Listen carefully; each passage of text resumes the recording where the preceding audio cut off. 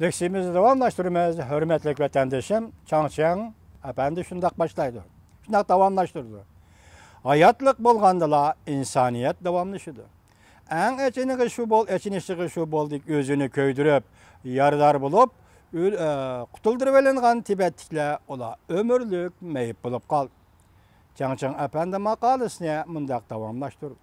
Tibetliklerin tasavvur kılgılıp bolmaydıgan derecede töleyen bedelleri arkalık. Yetmekçi bolğan məqsidi nime? Til ve medeniyetle emas.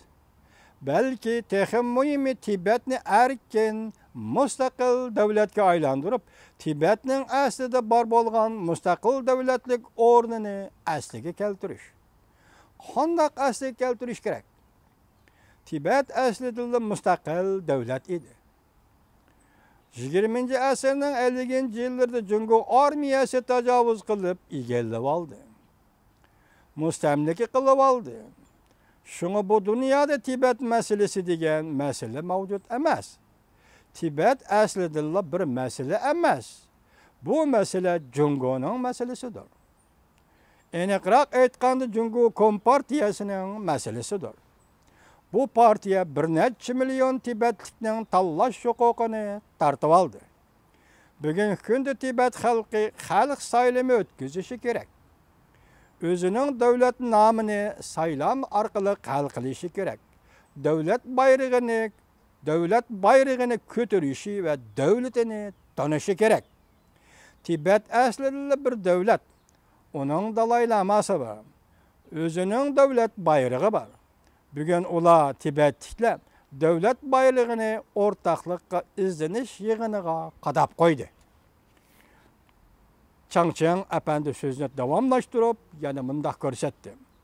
Ortaklıkka izlendiğin noktamız ortaklaşıp müstemlik hükümranlıkını ağdırışımız gerek. Ortaklıkka izlendiğin noktamız ortaklaşıp müstemlik hükümranlıkını ağdırış gerek. Bunun aldığın şartı Kompartiyanın mustabit hükümranlığını ağdırış.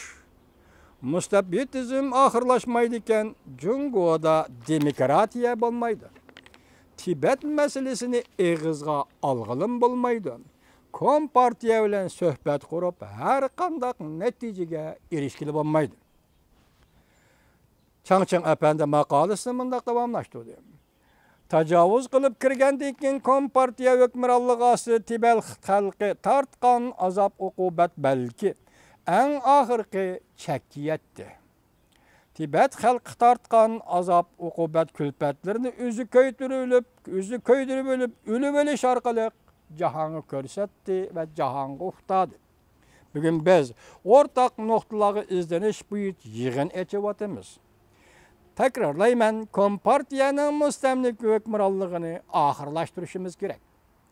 Dünyaya aytib qo'yishimiz gerek ki, bo'libmi biz yig'in echivatgan bu davlat demokratik Tayvandagi 23 milyon xalqqa aytib qo'yamiz ki, bugun Tibetliklarning turmushi qandoq nabud qilingan bo'lsa, Tayvanliklarmi aslida Kuomintangning shundoq diktatorisiga uchragan. Men chetdan kelib yig'inga qatnashgan bir kishi bo'lish suhbatim bilan deb boshlaydi Çangçang efendi. Men bu yig'inning intayin muhim yig'in ekanligini his qildim. O'rtaqlikka izlanib, Jungo Kompartiyasining mustamlik hukmronligini oxirlashtirib, Tibetning aslida bar bo'lgan mustaqil davlatlik o'rnini asliga keltirib, oxirida Tibet xalqi va Dalai Lamaning aql parasti orqali Tibetning ichki qismidagi muhit bulg'anish masalasini, til va madaniyat, diniy e'tiqod masalasini hal qilish kerak. Çangçang efendi makalesini mundaq davomlashtirdi. O'tir yo'l tashabbusi meni xo'sh qilmaydi. Çangçang efendi makalesini mundaq davomlashtirdi. O'tir yo'l tashabbusi meni xo'sh qilmaydi.